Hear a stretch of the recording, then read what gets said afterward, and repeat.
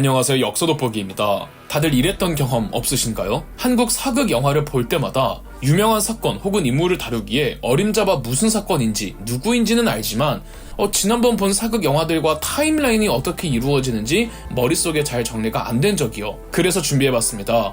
지금까지 개봉한 한국 사극 영화들을 시대 순서로 정리해보겠습니다. 본 내용에 앞서 영화들은 흥행 성적, 작품성 혹은 완성도 유무를 따져서 선정하지는 않았고 그저 다 가져왔다는 점 참고 부탁드립니다. 먼저 2017년 개봉한 김광식 감독의 안시성입니다. 영화 안시성은 645년 벌어진 당나라와 고구려 간의 1차 고당전쟁을 다룬 영화로 중국 역사상 최고의 명군 중 한 명으로 손꼽히는 당나라의 태종 이세민이 고구려를 침공하고 고구려 당나라 국경선의 1차 방어선을 초토화시키고 이젠 안시성만을 남겨둔 상황이었죠. 개전 직전 고구려에서는 연개소문이 수도 평양에서 정변을 일으켜 왕을 폐위하고 꼭두각시 고구려 왕을 옹립했는데요. 이때 안시성을 비롯해 국경지대의 지방 성주들은 연개소문의 정권을 인정하지 않으려고 했습니다. 결국엔 대부분 연개소문에게 머리를 조아리지만 오직 안시성의 성주만이 연개소문에게 저항했습니다. 당태종 이세민이 이때 침공한 이유 중 하나도 연개소문의 정변으로 인해 고구려의 내분이 벌어졌기 때문이었죠. 연개소문이 당나라군을 무찌르기 위해 안시성으로 지원병을 보내지만 평양의 군사들과 안시성의 군사들이 서로 껄끄러운 관계라 따로 싸우다가 평양에서 보낸 지원병들은 전멸하고 안시성의 병사들로만 싸웠죠. 수적 열세에도 불구하고 끝끝내 안시성을 사수하는 데 성공, 당태종 이세민은 철수하며 전쟁이 끝납니다. 조인성 배우가 안시성의 성주 양만춘을 연기했죠. 다음은 2003년 개봉한 이준익 감독의 황산벌입니다. 영화 황산벌은 삼국 통일전쟁 중 첫 번째 전쟁이었던 백제 멸망전 당시 고작 5천의 결사대로 백제의 계백이 오만의 신라 김유신의 군대와 싸운 황산벌 전투를 다루었습니다. 황산벌은 지역 갈등을 유머로 승화하고 구수한 사투리로 좋은 평가를 받은 코미디 전쟁 영화입니다. 이 영화에서는 이름의 모티프가 대단히 중요한데요. 죽더라도 역사에 이름을 남기는 것이 명예롭다는 격언을 풍자하고 있죠. 유일하게 살아남은 병사의 이름이 무명의 거식이라는 것이 그래서 중요하고요. 큰 인기를 끌었던 영화이지만 그래도 굳이 따지자면 백제의 중심지는 충청도로 전라도 사투리는 쓰지 않았을 가능성이 훨씬 높습니다. 다음은 2010년 개봉한 이준익 감독의 평양성입니다. 황산벌의 시퀄 작품으로 황산벌에 이어 평양성은 삼국 통일전쟁 중 고구려 멸망전을 다룬 영화입니다. 연개소문 사후 그 아들들 연남생 연남권 연남산 형제의 권력투쟁을 유머로 승화했으며 고구려인 만큼 이북 사투리가 돋보이죠. 이제 고려시대로 넘어가 보겠습니다. 먼저 무신집권기를 배경으로 하고 있는 2015년작 박흥식 감독의 협력 칼의 기억입니다. 딸이 아버지의 복수를 하는 내용의 무협 영화입니다.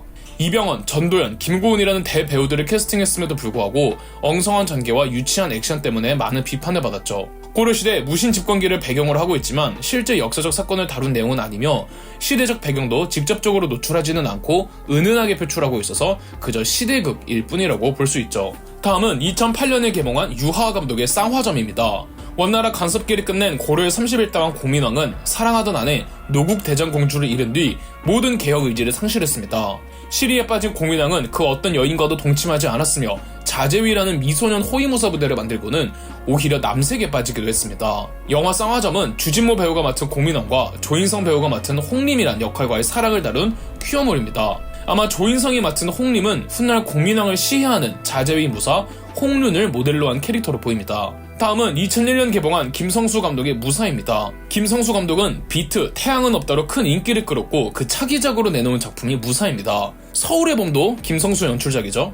영화 무사는 한중일 3국 합작 영화로 중국 배우 장쯔이가 출연했고 모든 로케이션도 중국에서 촬영했죠. 시대적 배경은 중국의 왕조가 원나라에서 명나라로 넘어가던 32대 왕 우왕치세로 고려가 명나라에 사신단을 보내지만 일부 사신들은 돌아오지 못했다는 실제 역사적 기록에 착안하여 명나라를 방문한 고려 사신단 중 무사들이 고려로 귀국하는 여정을 픽션으로 만들었죠. 다른 건 몰라도 액션만큼은 호평을 받았답니다. 마지막 고려시대 배경의 영화는 고려시대 직지심체 요절을 다룬 다큐멘터리 영화 직지코드입니다. 이 영화 역시 국제 공동 제작입니다. 서양에서는 고려의 직지심체 요절이 그간 세계 최초의 금속 인쇄술로 알려진 구텐베르크의 금속 활자보다 훨씬 앞선 금속 활자인 걸 잘 받아들이지 못하는데요. 서양의 학자들과 영화 제작진들이 직지심체 요절을 매개로 직지심체 요절의 진정한 가치를 밝히고 규명하기 위해 전 세계를 동분서주하는 흥미진진한 다큐멘터리 영화입니다. 이제 조선시대로 넘어가겠습니다. 우리나라 대부분의 사극 영화들이 조선시대에 집중되어 있죠. 먼저 해적, 바다로 간 산적입니다. 고려를 무너뜨리고 조선을 건국해 조선의 최초 군주가 된 태조 이성계였지만 조선의 국세를 고래가 삼켜버려 해적단이 국세를 먹은 고래를 찾는 해양 어드벤처 코미디 영화입니다. 이 영화의 속편인 해적 도깨비 깃발은 태조 이성계의 재위 후반기 다시 조금씩 기승을 부리기 시작한 왜구들을 소탕하다가 옛 고려의 사라진 보물들을 찾아다니는 내용입니다. 다음은 순수의 시대입니다. 이 영화 역시 태조 이성계 재위 후반 왕위를 탐내는 아들 이방원과 왕제들의 권력을 없애려는 정도전의 대립, 그리고 이방원의 1차 왕자의 난까지 다룹니다. 이방원은 영화 속에서 창조한 정도전의 무사 김민재를 제거하기 위해 미인계를 쓰면서 발생하는 갈등들이죠. 영화 자체는 엉망진창이지만 장혁 배우가 연기한 이방원은 카리스마 그 자체랍니다. 세종대왕으로 넘어가 보겠습니다. 2018년에 개봉한 허진호 감독의 작품 천문 하늘에 묻다는 장영실을 다룬 영화입니다. 실제 역사 속 장영실의 마지막이 풀리지 않은 미스테리에 있는데 이 미스테리를 상상력으로 채운 내용이고 멜로 감독의 거장답게 세종대왕과 장영실의 브로맨스를 굉장히 서정적으로 다루었습니다. 실제로 절친으로 알려진 한석규와 최민식 배우가 각각 세종대왕과 장영실을 연기했죠. 또 세종대왕의 훈민정음 창제를 다룬 2018년작 나라말싸미가 있습니다. 이 영화에선 송강호 배우가 세종대왕을 연기했습니다. 영화 또 한 명의 주인공은 신미 스님인데요. 영화에선 신미 스님이 한글 창제에 깊숙이 개입하는 것으로 나옵니다. 신미 스님이 실존 인물임은 맞으나 신미 스님은 나중에 세종대왕의 둘째 아들인 수양대군이 세조에 오르고 세조가 불경을 훈민정음으로 번역하는 사업에 참여했을 뿐 한글 창제 자체에는 참여하지 않았습니다. 이 때문에 나라말싸미는 심각한 역사 왜곡으로 숱한 비판을 받았죠. 세종대왕 치세를 다룬 세 번째 영화는 신기전입니다. 여기선 안성기 배우님이 세종대왕을 연기했고 세종대왕이 여진족을 토벌하며 사군 육진을 개척하던 여진정벌을 배경으로 조선의 신무기인 신기전을 다룬 영화입니다. 실제 세종대왕은 화기 개발에 지대한 관심을 보이며 조선의 무기 성능과 체계가 비약적으로 발전하며 조선의 군사력이 강화되었죠. 그리고 신기전도 세종대왕 때 만들어지고요. 하지만 아직 화차가 만들어지기 전이었습니다. 화차는 세종대왕의 아들 문종우 때 만들어졌으며 따라서 화차가 없던 세종 치세에는 신기전을 연사는 할 수가 없어서 공격용이 아닌 신호탄 용도로 사용했기에 이 영화에서 신기전을 난사하는 건 고중 오류랍니다. 다음은 세종대왕의 둘째 아들 수양대군이 조카 단종을 폐위하고 왕이 된 사건 계유정난을 다룬 영화 관상입니다. 관객수 900만을 돌파한 웰메이드 한국 사극하면 항상 거론되는 작품이죠. 이 영화를 안 본 사람은 있어도 내가 왕이 될 상인가라는 명대사는 전국에 모르는 사람이 없고 또 수양대군 역을 맡은 이정재의 등장시는 한 번만 본 사람은 없을 겁니다. 조선에서 가장 뛰어나다는 관상가가 수양대군의 정변을 예견하고 이를 막기 위해 김종서와 분투하는 내용으로 상대적으로 긴 러닝타임에도 불구하고 지루할 틈이 없죠. 이정재, 송강호, 백윤식, 김혜수, 조정석, 이종석 등이 모두 주연으로 나오는 명연기의 향연을 감상할 수도 있습니다. 다음은 조선의 9대왕 성종 시절 희대의 스캔들을 일으켰던 어우동을 다룬 어우동 주인 없는 꽃입니다.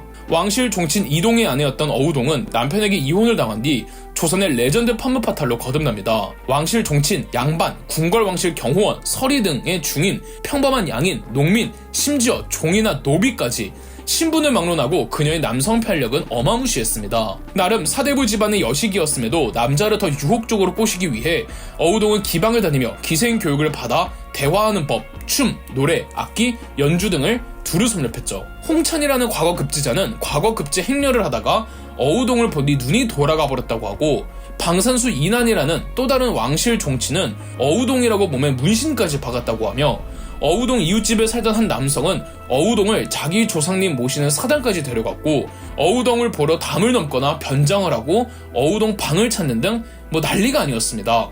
결국 어우동 문제는 공론화되어 조정에까지 보고가 올라왔고 국왕 성종은 어우동을 처형했습니다. 사실 어우동 자체는 해석의 여지가 많아 입체적인 인물이지만 영화 어우동 주인 없는 꽃은 그저 성인 영화라는 점 참고 부탁드립니다. 조선의 10대 왕이자 대표적인 폭군의 아이콘 연산군의 치세에는 무오사화와 갑자사화라는 거대한 정치적 숙청 사건이 있었습니다. 연산군을 다룬 사극 영화에서는 주로 무오사화보단 규모가 더 컸고 또 중종 반정까지 연결될 수 있는 갑자사화를 많이 다루는 편입니다. 연산군을 다룬 가장 유명한 영화는 2005년 개봉한 이준익 감독의 왕의 남자가 있겠죠.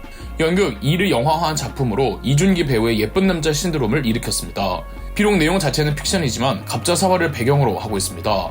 연산군을 입체적으로 잘 해석했으며 연산군 장록수의 관계도 고증에 입각해 잘 묘사되어 있죠. 제가 개인적으로 한국 사극 영화 중 가장 좋아하는 작품이기도 합니다. 당시 충무로에는 사극 영화와 퀴어 영화는 대박을 터뜨릴 수 없다는 불문율이 존재했는데 사극 퀴어 영화인 왕의 남자는 사극 영화로는 최초로 1000만 관객을 돌파했죠. 연산군을 다룬 다른 영화로는 간신이 있습니다. 더글로리의 박연진이 주연으로 나오는 영화죠. 연산군 옆에는 임숭재라는 희대의 간신이 있었습니다. 연산군은 자신의 비위를 잘 맞춰주기로 유명했던 임숭재를 전국을 돌며 미모의 여성들을 기생으로 발탁하는 업무를 하는 채홍사에 임명하기도 했습니다. 이 채홍사를 다룬 영화가 간신이며 임숭재는 연산군이 폐위되기 1년 전 사망하는데 그의 유언이 전학기의 미인을 더 바치지 못해 안타깝다 였다죠. 임진왜란을 다룬 영화들을 소개해드리겠습니다. 임진왜란 하면 이순신이 아니겠습니까? 이순신을 다룬 영화들로는 김한민 감독의 이순신 3부작이 있습니다. 이순신의 3차 출정 한산도 대첩을 다룬 한산, 열세척으로 133척과 싸운 명량 대첩을 다룬 명량, 그리고 이순신의 마지막 싸움이었던 노량해전을 다룬 노량이 있습니다. 세 영화에선 각각 박해일, 최민식, 김윤석 배우가 이순신을 연기해 서로 다른 이순신의 모습을 보여주었죠. 이 중 명량은 현재까지 대한민국 영화사 관객수 부동의 1위를 차지하고 있습니다. 다만 명량의 경우 지나친 꼰대식 사관, 흔히들 말하는 과한 국뽕으로 인해 많은 비판을 사기도 했죠. 임진왜란 배경의 영화로는 세자 시절의 광해군을 다룬 대립군이 있습니다. 임진왜란 당시 국왕 선조는 명나라로 망명을 가서 혼자 살 길을 도모하려고 했고 그 핑계거리로 세자였던 광해군에게 분조를 이끌게 했습니다. 실제 광해군은 곳곳을 돌아다니며 민생을 위무하고 의병들을 독려하는 모습을 보였죠. 대립군은 이때 광해군을 다루고 있으며 여진구 배우가 광해군을 연기했습니다. 대립군은 세자 시절의 광해군이라면 조선의 15대 왕이 된 광해군을 다룬 영화로 광해 왕이 된 남자가 있습니다. 당시 조선에서는 국왕 비서실인 승정원에서 이 업무 서류들을 기록으로 남겼는데 이걸 승정원 일기라고 합니다. 그런데 광해군 8년 승정원 일기에서 알 수 없는 이유로 15일간의 기록이 누락되어 있었다는데 여기서 픽션을 만들어낸 영화죠. 1000만을 넘은 영화이며 수많은 명대사 명장면들을 남겼고 광해군을 연기한 이병헌의 명연기에 찬사가 쏟아졌죠.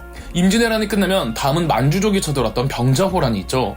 이순신 3부작을 만든 김한민 감독의 전작 최종병기 활은 조선 최고의 신궁이라 불리던 남이라는 캐릭터가 병자호란이 터지자 곳곳을 돌아다니며 활로 만주족을 조지는 내용입니다. 바람은 계산하는 것이 아니라 극복하는 것이라는 명대사를 남기기도 했죠. 병자호란을 다룬 영화로는 김훈 작가의 소설 남한산성을 영화화한 영화 남한산성이 있습니다.